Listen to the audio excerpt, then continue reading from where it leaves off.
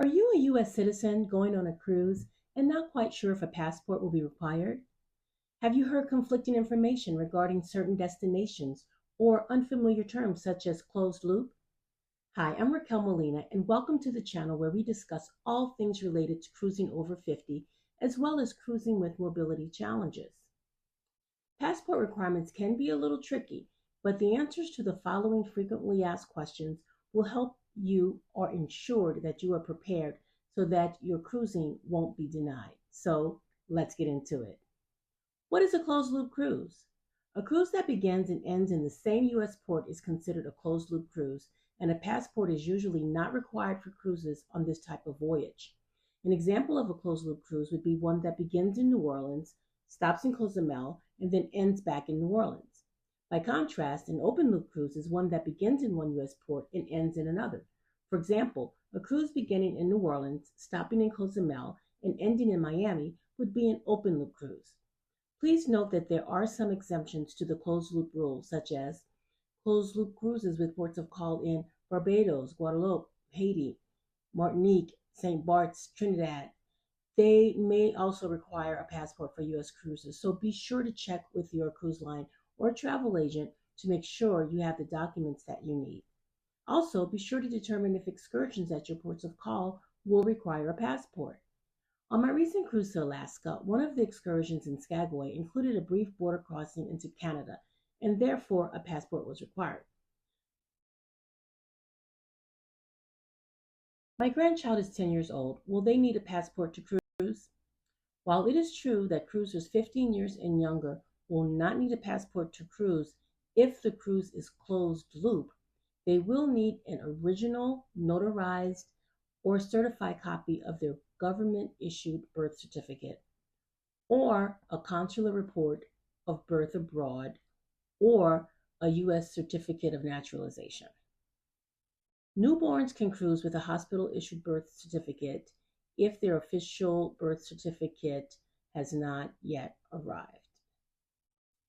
Cruisers 16 and older without a passport will need either an enhanced driver's license or a government-issued birth certificate and a government-issued driver's license or picture ID, including physical descriptors, name, and date of birth.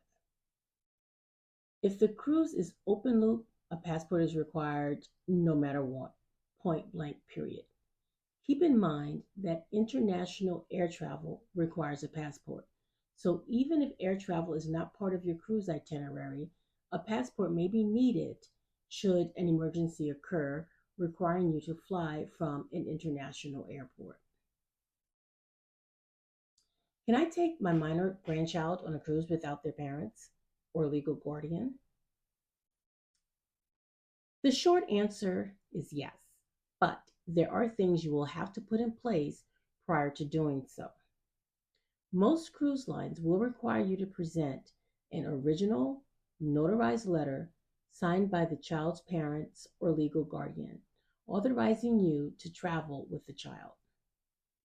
The specifics of the letter are specific to each cruise line, so be sure to check with the cruise line or your travel advisor to be sure that you have what you need to travel with a minor child. My passport doesn't expire until a month after my cruise. Why won't the cruise line let me use it to cruise? As a rule, most foreign countries require that your U.S. passport not expire for at least 6 months from the date your trip ends. There are a few exceptions, but most cruise lines will enforce the 6-month expiration policy. So, if your cruise ends on May 15th, your passport would need to be valid at least through November 16th of the same year. Also, be sure that your passport book has at least 2 blank pages available for stamps. I am a senior citizen. Can I get a discount on passport application fees? AARP offers their members exclusive discounts on passport processing. For more information, check out their website at www.aarp.org.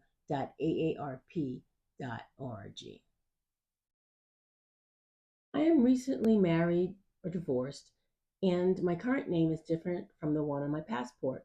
Will this present a problem when boarding?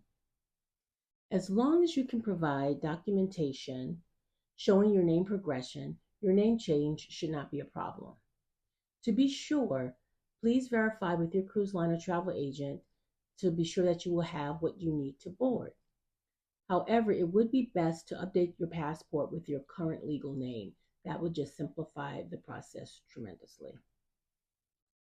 In my opinion, leaving the United States without a valid passport is just a risk I'd rather not take. I highly recommend to any cruiser traveling, whether it's a closed loop or an open loop cruise, go ahead and get your passport if you can.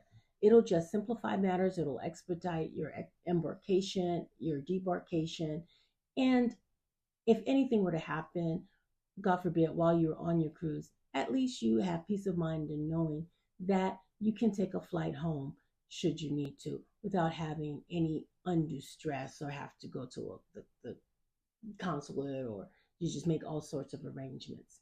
So, a passport, it is an investment in your travel. It's not cheap, but they are valid in most cases for 10 years. So, I strongly suggest if you don't want to be denied for any reason on your cruise, especially when dealing with a passport, go ahead on and get your valid US passport and make sure that it doesn't expire at least 6 months after the end date of your trip. Thanks for watching. Oh, and if you found this video helpful or anything, hit the like.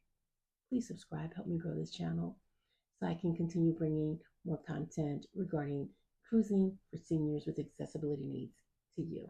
Thank you so much.